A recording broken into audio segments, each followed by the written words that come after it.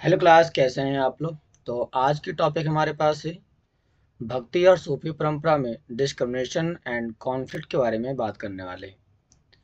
तो हम बात करेंगे कि एक्चुअल में भक्ति परंपरा और सूफी परंपरा के अंदर या भक्ति परंपरा के ही कई सारे खंडों के अंदर भेद और संघर्ष देखने को क्यों मिलता है। तो कहा जाता है कि भारतीय उपमहाद्वीप में देवी की आराधना तांत्रिक पद्धति से होती है। अब यहाँ पर यदि आप सही से देखेंगे तो यहाँ पर एक भगवान का नाम का जिक्र किया गया है, जिसका नाम लिया गया है देवी।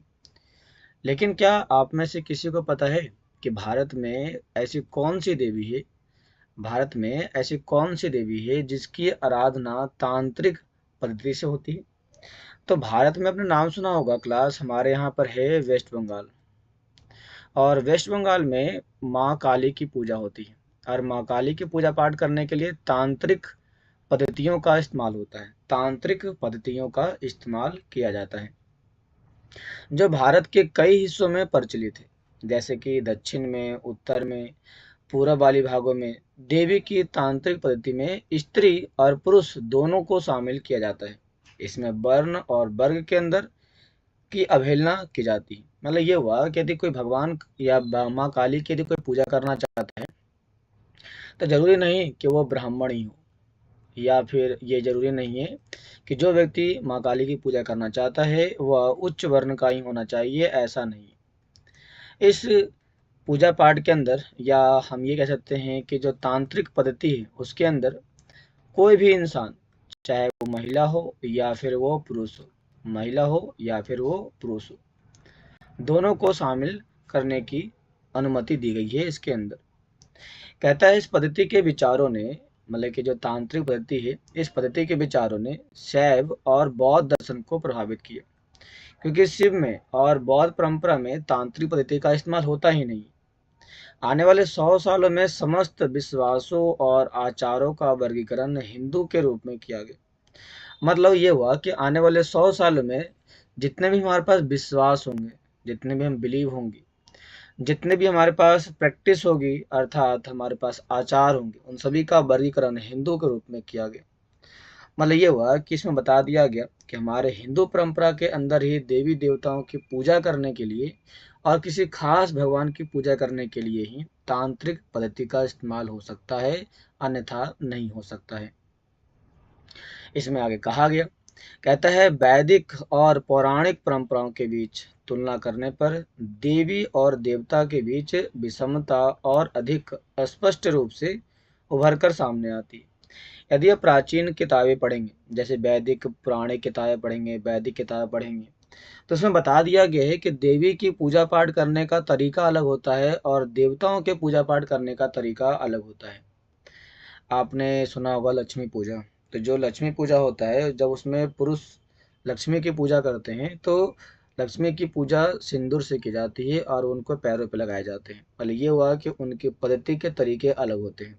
आपने देखा होगा हमारे यहाँ पर भगवान हनुमान जी के पूरे पूरे पुतले को हम सिंदूर से रंग डालते हैं। तो देवताओं की पूजा अलग तरीके से की जाती है। मतलब ये हुआ कि हमारे यहाँ पर वैदिक परंपराओं में, पौराणिक परंपराओं में बता दिया गया है कि देवी और देवताओं की पूजा किस प्रकार से की जाती है। कहता है वैदिक देवकुल के अग्नि, जो वैदिक देवकुल के अग्नि होते हैं, इंद्र होते हैं, सोम होते हैं, इन देवी देवताओं के बारे में आपको जानकारी बहुत ही कम मिलेगी। अर्थात ये देवता जो हैं वो गौण है, छुपे हुए हैं। लेकिन ऐसा नहीं कि देवता नहीं है।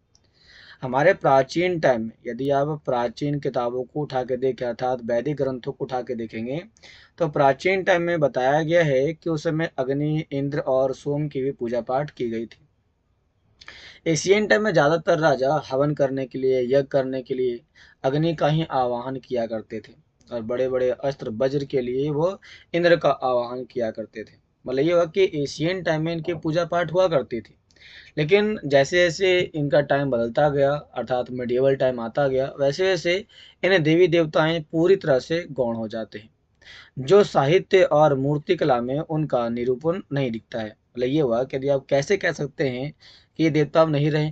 तो इन देवताओं की जानकारी आपने सुना होगा रामायण के अंदर कि जो रावण था, उसने कई सारे भगवानों को अपने यहाँ पे बंदी बना रखा था। मतलब ये हुआ कि उस समय के बाद हमारे भारत के अंदर और किसी भी प्रकार के देवी देवता, खास करके अग्नि, इंद्र और सोम के बारे में जानकारियां आपको देखने को नहीं मिलेगी। उससे पहले मिलती, लेकिन उसके बाद देखने को में नहीं मिलती। मतलब ये हुआ कि वो सारे देवता क्या हो चुके हैं, गौण हो चुके हैं, अर्थात उनकी आराधना, पूजा पाठ, तरीके सब खत्म हो चुके हैं। कहता है वैदिक परिपाटी के प्रशंसक जो वैदिक तरीकों को अपनाते हैं, वह उन सभी आचारों की निंदा करते हैं जो ईश्वर की उपासना के लिए मंत्र और यज्ञ की परंपरा को नहीं अपनाते। मतलब जो वैदिक परंपरा को अपनाते हैं, यदि कोई आदमी ऐसा हो जो ईश्वर की उपासना करता हो, भगवान की पूजा पाठ करता हो, लेकिन मंत्रों का उच्चारण ना करता हो, यज्ञ की परंपरा का उच्चारण नहीं करता हो, तो वैदिक परिपाटी के लोग गुस्सा हो जाते हैं। मतलब ये हुआ, कहा जाता ना कि यदि आप मंदिर में आ रहे हैं, सिर झुका के नहीं आ रहे हैं, आपने पैर नहीं धोए हैं, यदि आपने यहाँ पर नमन नहीं किया है, मतलब कि सामने वाले को झुक के प्रणाम नहीं किया है, तो आप अच्छे आदमी नहीं, बुरे आदमी हैं। मतलब ये हुआ कि आपको एक टाइप का टर्म्स एंड कंडीशन मानना पड़ेगा वैदिक परिपाटी के। तो जो लोग नहीं माना करते थे, ये उनसे गुस्सा रहा करते थे। लेकिन कुछ लोग ऐसे भी थे जो तांत्रिक आराधना में लगे थे, परंतु वैदिक परंपरा का विरोध करते थे। मतलब कुछ लोग ऐसे हैं जो इस परंपरा का विरोध करते हैं, लेकिन वो उन्हीं तरीकों का इस्तेमाल करते हैं, मतलब तांत्रिक तरीकों का इस्तेमाल करते हैं, लेकिन फिर भी वह इस परंपरा का विरोध करते हैं। ऐसी स्थिति में जब शिव और विष्णु की पूजा परिपाटी के साथ बौद्ध और जैन परिपाटी की बात की जाती है, तो दोनों के बीच विवाद की स्थिति उत्पन्न हो जाती है। मतलब ये हुआ कि जब तांत्रिक पद्धति के बारे में बात किया गया, तो उसमें शैव और विष्णु की पूजा परिपाटी के साथ बौद्ध और जैन परिपाटी की बात की जाती है। मतलब ये हुआ कि इन दोनों धर्मों के बीच में क्या होता है, तो विवाद उत्पन्न हो जाता है। कहता है ये वह समय था जब भक्ति परंपरा में या प्रदर्शन में मंदिरों में इष्ट देवता की आराधना से लेकर के उपासकों का प्रेम भाव तल्लीन हो जाना दिखाई पड़ता है। मतलब इस समय ये हुआ कि भारत के साउथ में, नॉर्थ में, ईस्ट में, वेस्ट में जितने भी भगवान थे, सभी की पूजा पाठ एकदम जोरों शोरों से चल रही थी। और जो भी उनका माना करते थे, वह लोग उनकी आराधना में एकदम लिप्त हो जाया करते थे। उनको लगता था कि सबसे ज़्यादा सुख यदि कहीं है, तो वो अपने भगवानों की लगातार आराधना करने में ही है और कहीं नहीं, जिससे भक्ति को रचा गया। इसके साथ साथ उपासना पद्धति का ये अंग बन गया। मतलब ये हुआ कि इसी समय जितने भी फॉलोअर लोग हुआ करते थे अपने अपने भगवानों के, उन्होंने उन्हीं भगवानों के बारे में भक्ति की रचना करना चालू कर दिया। और उसी के बाद यही लोग बाद में क्या बन जाते हैं, तो उसके उपासक बन जाते हैं, अर्थात फॉलोअर बन जाते हैं। तो इस प्रकार से हमने देखा कि किसी भी दो धर्मों के बीच में, शिव, विष्णु, बौद्ध और जैन धर्मों के बीच में किस प्रकार से हमारे यहाँ पर भेद और संघर्ष देखने को मिलता है क्लास। तो आज के लिए इतना ही, मिलते हैं इस क्लास में। तब तक के लिए धन्यवाद।